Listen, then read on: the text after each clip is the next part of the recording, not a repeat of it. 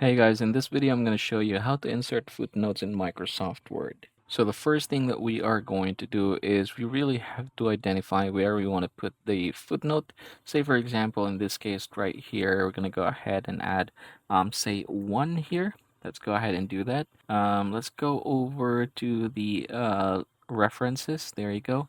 And then we're going to go ahead and click or here insert a footnote. There you go. Oops, where you go?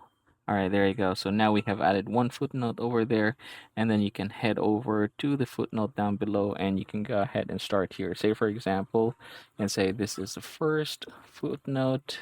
And then if you want to add another, you can definitely head over to the part where you want to do that. Say, for example, in this case, I want to do that. So I'm going to go ahead and click insert here again, and you can see that they are continuous. So that's a good thing about this. Now you can go ahead and click this one. This is the second footnote. So yeah, basically that is just how easy it is. If you want to say, for example, add another footnote, you can definitely just head over and then click insert and then go ahead and write the footnote here. And that, everybody, is the easiest way in order for us to add footnote here in Microsoft Word.